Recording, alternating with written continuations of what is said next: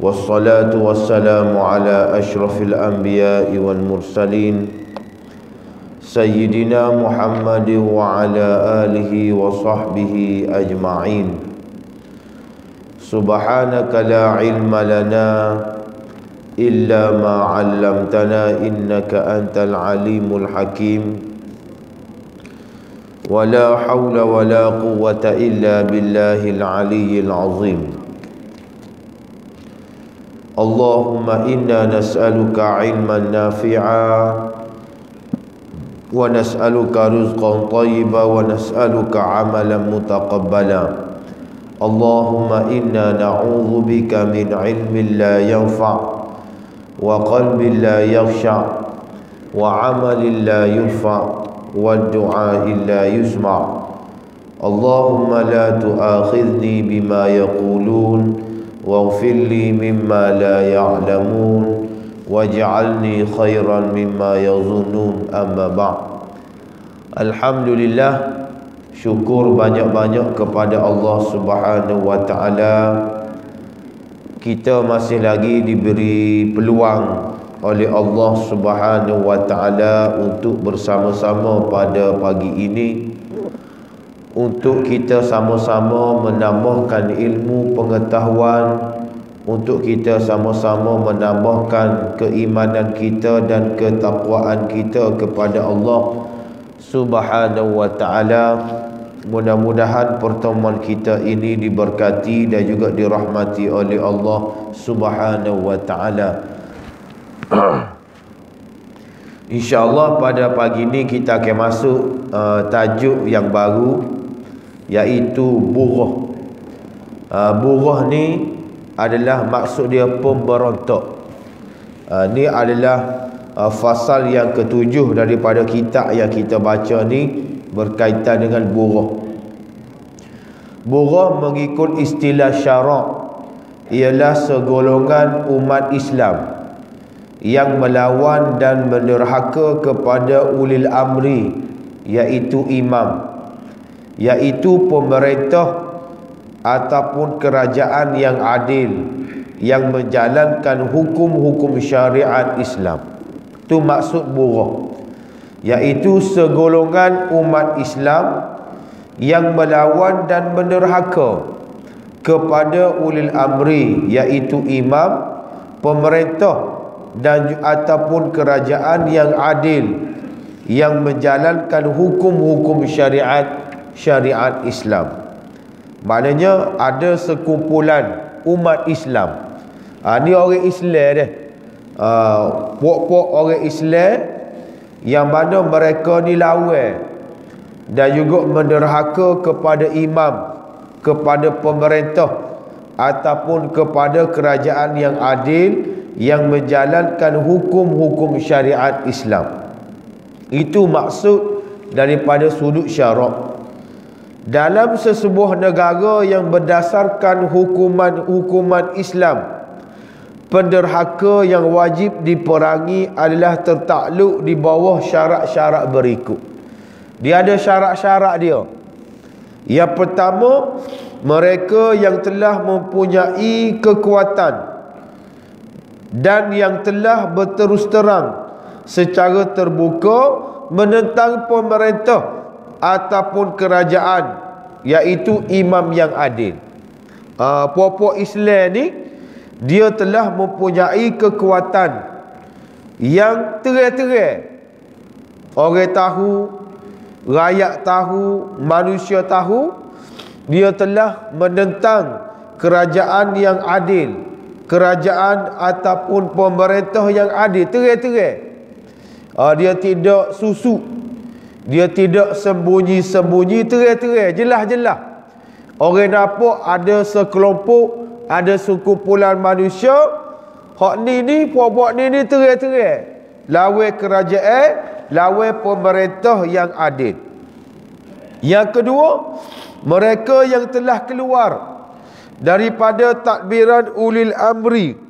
Mereka ni telah keluar daripada ulil amri dan telah membentuk pemerintah ataupun kerajaan yang lain dan telah melantik seorang imam yang lain pula. Dia lantik orang lain.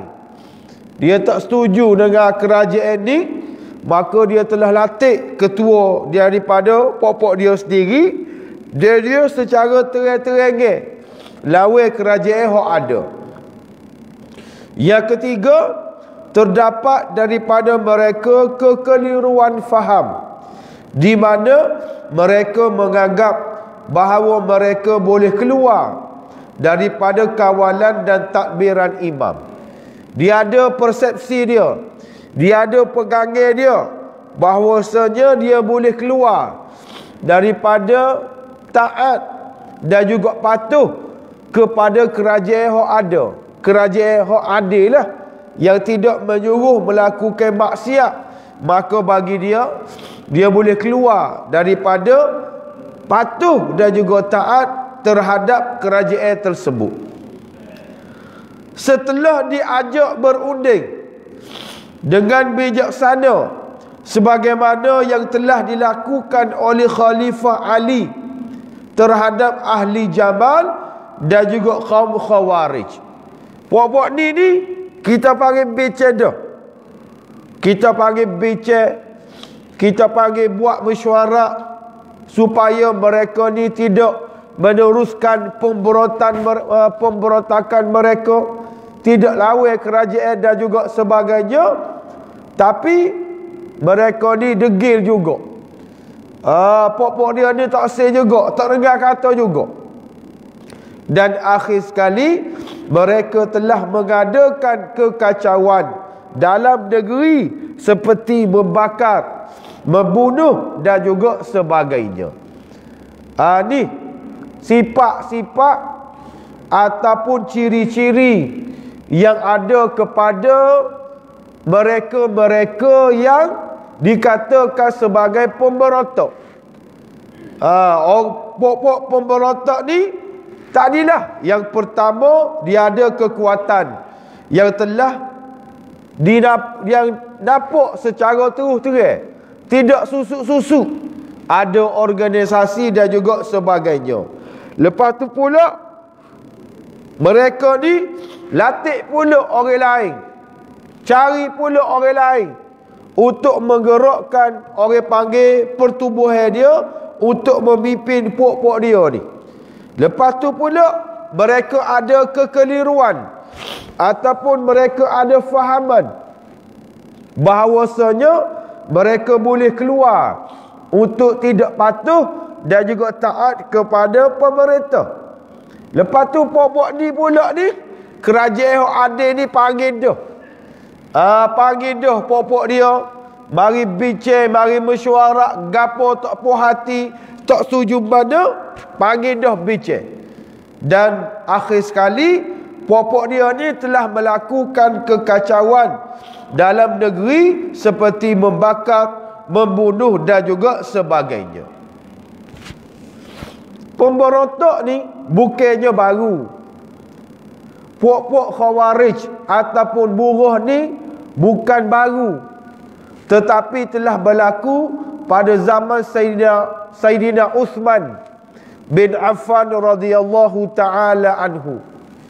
Setelah kewafatan Sayyidina Umar Al-Khattab radhiyallahu ta'ala anhu, kita lihat bagaimana ulama-ulama ataupun sahabat-sahabat yang kanan, yang orang panggil kibarus sahabah, mereka telah bermesyuarat, mereka telah berbincang untuk melantik Sayyidina Uthman bin Affan radhiyallahu ta'ala anhu sebagai pengganti kepada Sayyidina Umar Al-Khattab radhiyallahu ta'ala anhu. Maka di awal-awal pemerintahan Sayyidina Umar tidak ada masalah, jalan molek, tidak ada masalah, tidak ada masalah lah, jalan dengan molek, beretah dengan baik. Tak silap ama 6 tahun yang pertama, dia tahu yang pertama pada zaman Sayyidina Uthman ni tak ada masalah, boleh beretah dengan baik, boleh jalan dengan baik. tiba-tiba selepas daripada 6 tahun pemerintahan Sayyidina Uthman bin Affan, maka berlakulah pergolakan. Yang mana pergolakan ini diketuai oleh Abdullah bin Sabah. Abdullah bin Sabah ni orang Yahudi, tetapi dia berpura-pura peluk agama Islam. Abdullah bin Sabah ataupun kita panggil Ibnu Sabah. Ni boleh baca dalam sirah. Jadi Ibnu Sabah ni dia tak puas hati terhadap Sayyidina Uthman bin Affan radhiyallahu taala anhu. Dia tak puas hati tu, dia adalah alasan dia adalah hujah dia. Tetapi alasan dan juga hujah dia itu tidak masuk akal dan telah dijawab sendiri oleh Sayyidina Uthman bin Affan radhiyallahu taala anhu. Jawab masa mana? Dalam sirah menyebut Sayyidina Uthman ni panggil kebetulan puak-puak Ibnu Sabah ataupun dia panggil Sabaiyun. Dia datang daripada Kufah, datang daripada Basrah, datang daripada Mesir. Dia menuju ke Madinah Al-Munawwarah. Sebab masa tu hak pusat pemerintahan Islamnya di Madinah. Dia mari jumpa dengan Sayyidina Uthman. Tak puas hati. Kenapa Sayyidina Uthman buat lagu ni? Kebetulan puak-puak dia ni semaya supaya kita juga. Ni letih. Tu imannya Sayyidina Uthman. Sahabat duduk belakang dia semaya berimamkan Sayyidina Uthman juga. Kebetulan Sayyidina Uthman ni tahu puak-puak dia ni mari, maka Sayyidina Uthman ni tahu dah hujah. Sebab Sayyidina Uthman sudah hantar spy tanya, mu tak puas hati gapo dengan pemerintahan aku ni? Kawan tu royak dia lagu ni. Maka Sayyidina Uthman ambil peluang lepas mayat. Sayyidina Uthman bangun berkhutbah di mimbar. Dia royaklah, ada golongan tak puas hati dengan aku. Yang pertamanya lagu ni. Dia pun jawab. Sahabat kata, "Naam, betul. Hak mu royak ni betul." Royak pula hujah yang kedua. Bapa tak puas hati. Sayyidina Uthman pun jawab. Sahabat kata betul. Jawab pula hujah yang ketiga, fitnah yang ketiga. Gini. Sayyidina Uthman pun jawab. Sahabat kata betul.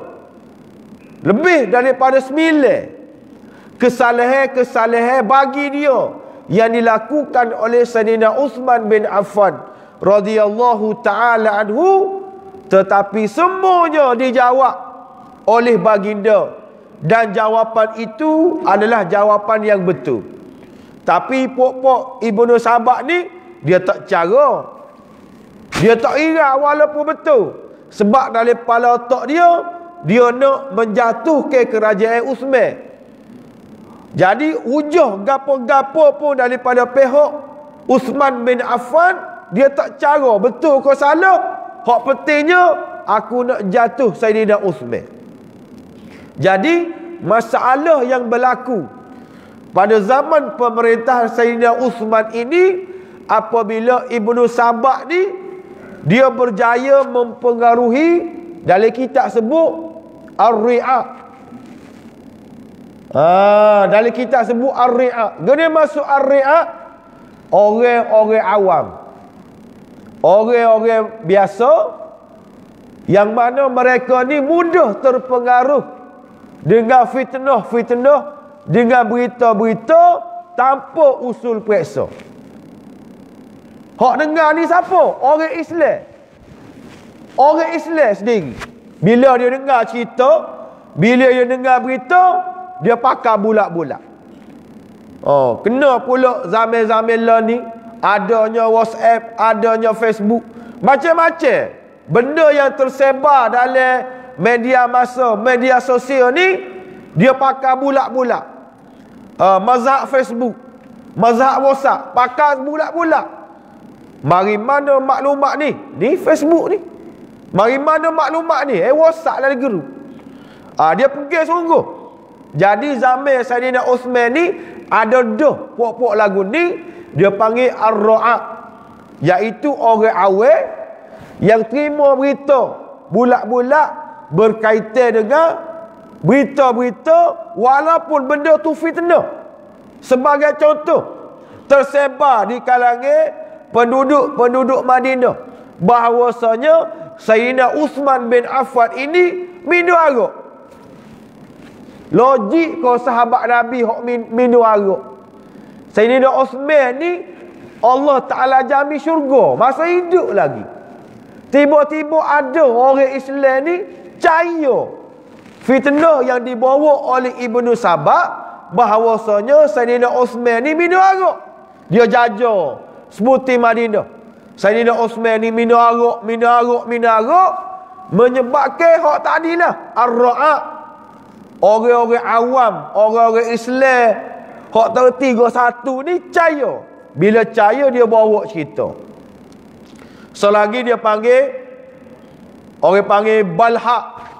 Balhaq ni orang-orang bodoh, orang-orang hak tak mengaji, orang-orang hak tak cerdik. Hak ni dia percaya kepada fitnah kepada Sayyidina Uthman bin Affan radhiyallahu ta'ala anhu. Jadi golongan ni ramai menyebabkan berlakulah peristiwa yang menyayat hati apabila Sayyidina Uthman bin Affan radhiyallahu ta'ala anhu telah dibunuh oleh orang Islam sendiri. Hak ni kita tidak boleh nafi. Kalau kita baca dalam sirah Nabawiyah, cukup menyayat hati bagaimana peristiwa pembunuhan Sayyidina Uthman bin Affan radhiyallahu ta'ala anhu. Bagaimana apabila pok-pok Sabak ni, pok-pok Sabaiyun Ibnu Sabak ni ramai, mari daripada Basrah, mari daripada Kufah, mari daripada Mesir, lebih kurang 4,000 orang. 4,000 orang mari ke Madinah Al-Munawwarah, dia kepung rumah Sayyidina Uthman. Masa tu Sayyidina Uthman ni umur berapa? Dalam sirah menyebut ketika mana dia mati umur dia 83 tahun. 83 tahun ni tua dah. Tapi nak ayatnya jahatnya pokok Ibnu Sabak ni tergamuk. Dia bunuh Sayyidina Uthman yang berumur 83 tahun. Sebelum dia bunuh, dia kepung rumah Sayyidina Uthman selama 40 hari. Bukan setakat kepung, dia tak benar bagi makanan, bagi minuman, dia tak benar. Mari sahabat-sahabat dia halau. Mari sahabat-sahabat halau, tak bagi makanan, tak bagi minuman. Hak duduk dalam rumah Sayyidina Uthman ni siapa? Isteri dia dan juga khodam-khodam dia ataupun orang-orang gaji dia. Cuba bayangkan 40 hari pemberontak pok-pok Ibnu Sabak ni kepung rumah Sayyidina Uthman bin Affan radhiyallahu ta'ala anhu. 40 hari cukup dia kepung. Sahabat-sahabat ada, tapi Sayyidina Uthman kata, aku minta pok-pokmu jangan akak senjata, jangan perang, jangan bunuh sama-sama orang Islam. Baliklah ke rumah, balik-balik. Maka sahabat-sahabat ni terpaksa taat, terpaksa patuh. Sebab Sayyidina Uthman tak say ramai lagi orang Islam hok syahid. Maka pada hari kejadian dia bila? Hari Jumaat. Hari Jumaat, pok-pok Sabak pok-pok Ibnu Sabak ni masuk ke dalam rumah Sayyidina Uthman bin Affan setelah 40 hari dia kepung. Dia kepung ni dia bagi syarat. Mu nak selamat, mu letak jawatan.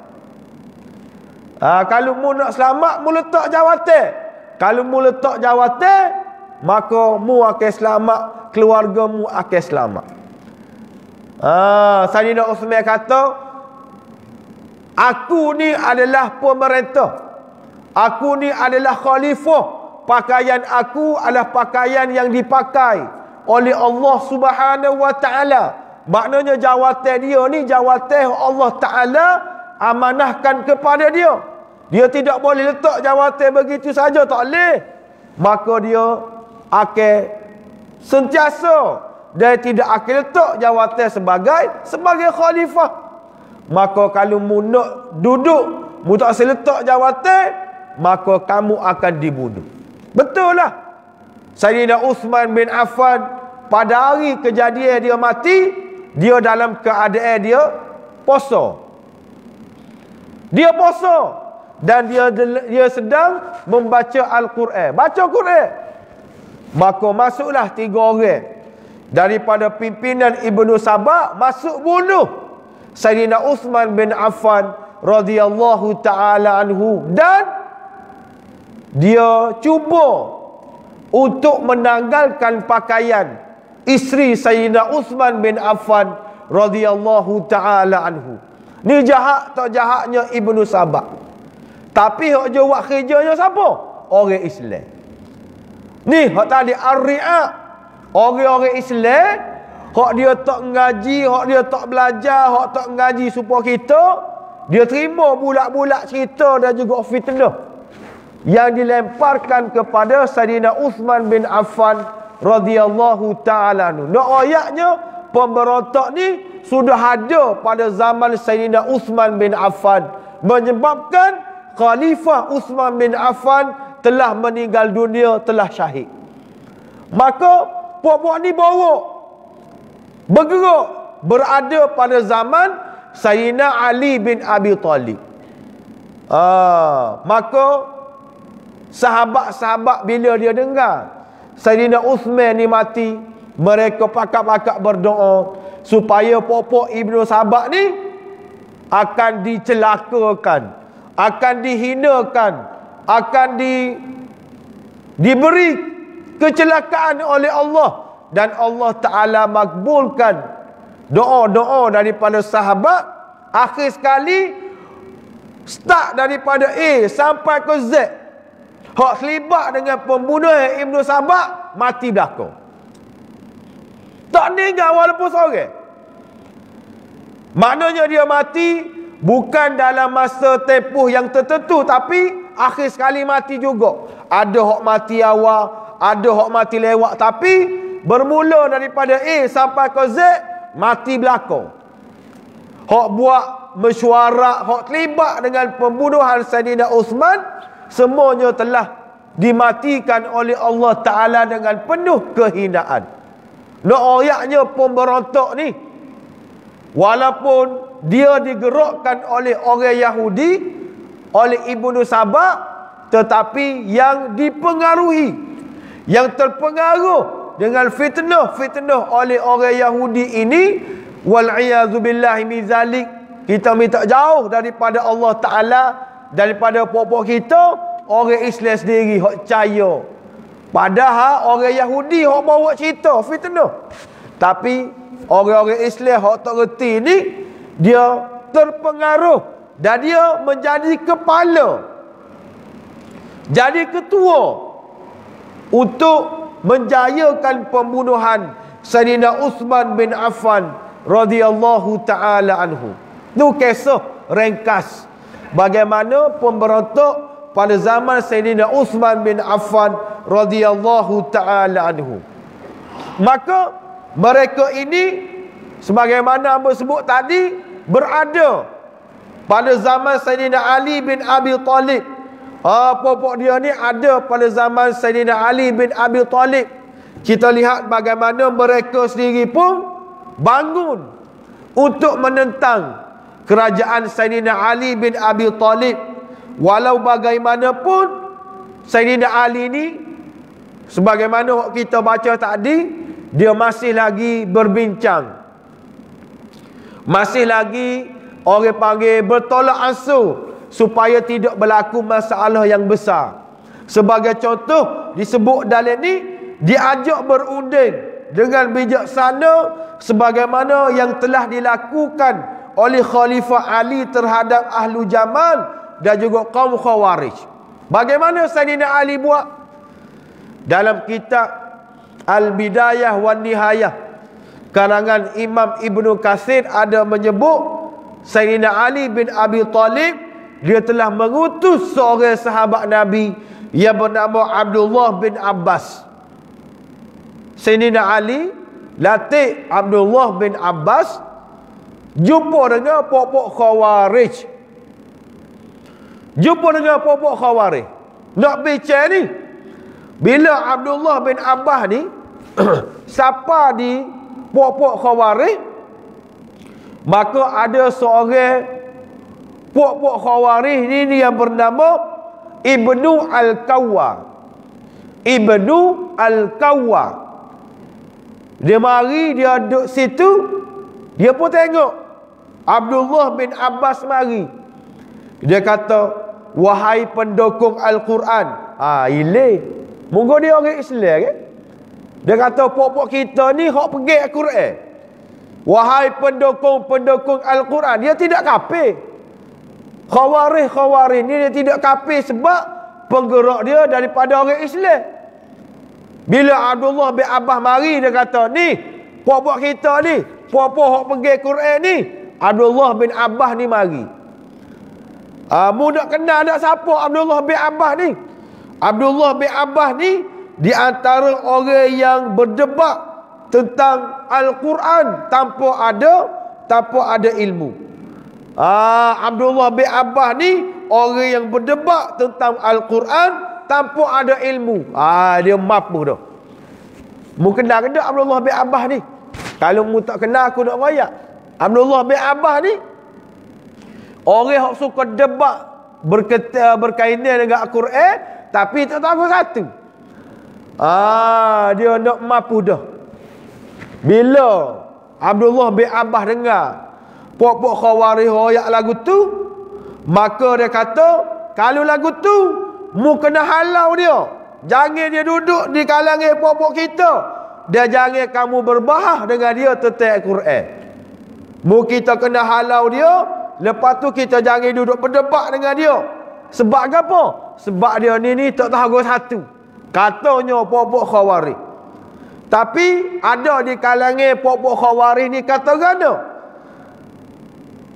Dah alang-alang dia mari kak, kita berdebat dengan dia lah. Nak cabar. Alang-alang dia mari tempat kita kak, kita berdebat dengan dia lah. Kalau dia betul, kita akan ikut dia. Kalau dia salah, kita akan sekat kesalahan dia. Dia royak lagu tu. Akhir sekali Abdullah bin Abbas ni berdebat. Berapa lama? Dalam riwayat kata 3 hari 3 malam. Tak tahulah 3 hari ni secara berterusan ke ataupun hari-hari yang lain, wallahu alam. Berdebat dengan Quran 3 hari 3 malam. Akhir sekali kehebatan yang ada kepada Abdullah bin Abbas menyebabkan 4,000 daripada golongan Sabaiyah ini bertaubat. Taubat. Termasuklah Ibnu Al-Kawwa tadi. Sebab dia ni orang Islam. Boleh bukannya kafir. Dia orang Islam. Cuma kadang-kadang dia terpengaruh. Sebab dia tak ngaji, dia tak dengar berita, dia tak mari masjid, dia duk main cara dia 24 jam, duk main haji, duk main daun teruk bergapo, tak kira kau semaya bel. Maka Abdullah bin Abbas dihantar oleh Sayyidina Ali nak tarik balik pokok Sabaiyun ataupun Khawarij ni. Akhir sekali 4,000 orang di kalangan mereka bertaubat kerana hujah yang diberikan oleh Abdullah bin Abbas menyebabkan ramai di kalangan daripada mereka bertaubat. Ini pendekatan yang diambil oleh Sayyidina Ali bin Abi Talib. Okey. Sebentar ni kita nak habis juga. Jadi sini dia kata orang-orang Islam yang menentang dan menerhaka terhadap imam yang adil dan keluar daripada pemerintahan wajib diperangi sehingga mereka itu kembali kepada pemerintahan imam itu serta taat setia kepadanya. Maknanya kita kena perangi dia. Kalau dia tidak mau kembali kepada kerajaan yang adil, kita kena perang dengan dia. Tapi bincang dulu, mesyuarat dulu, buat pertemuan dulu. Tindakan sebagaimana yang disebutkan tadi telah dilakukan juga oleh Khalifah Abu Bakar, iaitu Khalifah Islam yang pertama yang telah memerangi mereka yang enggan membayar zakat. Zaman Sayyidina Abu Bakar ada dah golongan ni, iaitu dua golongan. Yang pertama golongan yang enggan membayar zakat, yang kedua golongan yang murtad. Asal molek-molek bayar zakat. Bila baginda sallallahu alaihi wasallam mati, tak si bayar zakat. Tak si bayar zakat. Sayyidina Abu Bakar tanya, "Bapa mu tak si bayar zakat?" Dia kata, "Aku dibayar zakat kepada Nabi Muhammad. Dah Nabi Muhammad ni mati, tak perlu bayarlah apa-apa aku." Nampak? Tafsiran dia. Tafsiran mengikut otak dia. Dah Nabi ni mati, tak perlulah aku bayar zakat. Setelah bincang, tak si bayar juga. Maka Sayyidina Abu Bakar bunuh golongan-golongan hak tak si bayar zakat. Begitu juga dengan golongan murtad. Tak si kembali kepada Islam.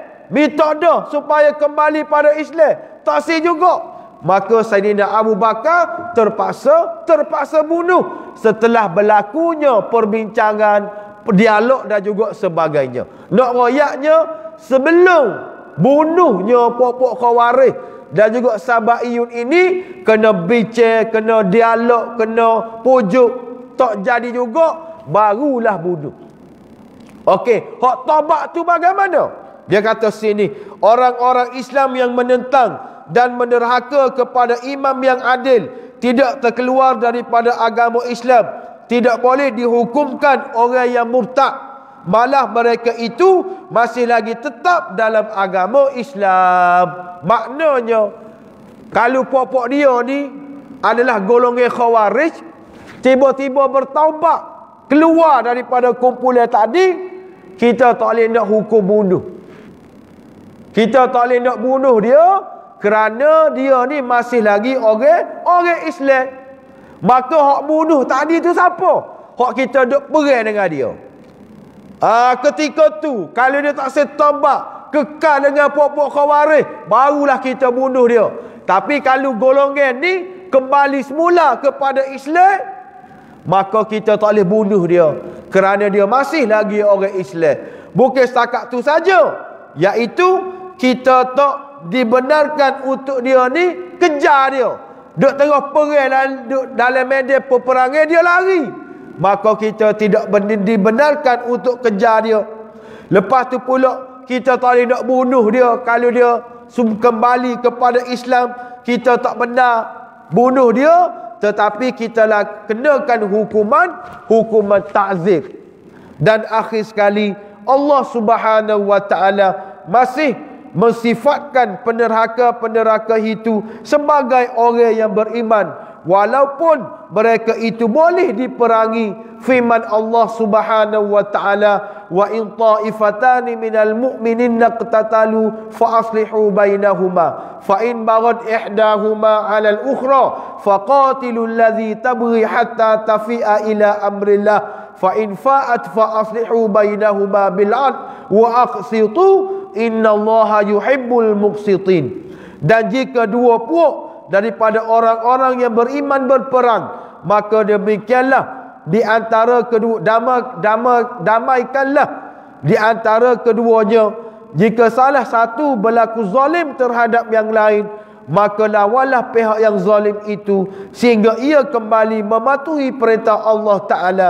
Jika ia kembali patuh, maka damaikanlah di antara keduanya dengan adil menurut hukum Allah, serta berlaku adillah kamu dalam segala perkara. Sesungguhnya Allah Ta'ala mengasihi orang-orang yang berlaku adil. Maknanya pokok dia ni masih lagi orang Islam, tidak boleh dihukum murtad, tidak boleh dihukum bunuh walaupun mereka bertaubat daripada kumpulan tadi, mereka kembali kepada agama Islam, maka kita tidak boleh bunuh dia kerana larangan daripada agama kita. Maka sebab itu kita kena berusaha, kita ni sebagai orang Islam, kita kena berusaha supaya kita tidak terpedaya, supaya kita tidak terikut dengan fitnah-fitnah dan juga agenda-agenda barat, agenda-agenda Yahudi Nasrani nak menjatuhkan Islam, nak melemahkan Islam. Ini perkara yang sangat penting. Sebab tu kita kena ngaji, kita kena belajar, kita kena nuntut ilmu supaya fitnah-fitnah ini jauh daripada diri kita dan tidak berada di sekeliling kita. Kita bimbang. Kalau kita buat tak cara, kita jenis pergi belakang, maka kita akan jadi orang yang menggerakkan fitnah, jadi orang yang menyebarkan fitnah. Wal'iyadzu billahi min zalik. Rasa cukup setakat tu dulu, kerana bab buruh ni dia tidak banyak. Sebab tu ambo kehir juga biar perhabis juga pada hari ni, dan insya-Allah minggu depan kita akan masuk fasal yang ketiga, iaitu berkaitan dengan qisas. Kisah pasal pembunuhan dan juga sebagainya. InsyaAllah Allah Ta'ala panjangkan umur kita, insyaAllah. Aqulu qali hadha wa sallimali walakum. Wassalamualaikum warahmatullahi wabarakatuh. A'udzu billahi minasyaitonir rajim. Bismillahirrahmanirrahim. Alhamdulillahi rabbil alamin. Wassalatu wassalamu ala asyrafil anbiya'i wal mursalin sayyidina Muhammad wa ala alihi wa sahbihi ajma'in. Rabbana atina fid dunya hasanah wa fil akhirati hasanatan wa qina azabannar. Wa sallallahu ala sayyidina Muhammad wa ala alihi wa sahbihi wa baraka wa sallam. Wa akhiru da'wana alhamdulillahi rabbil alamin.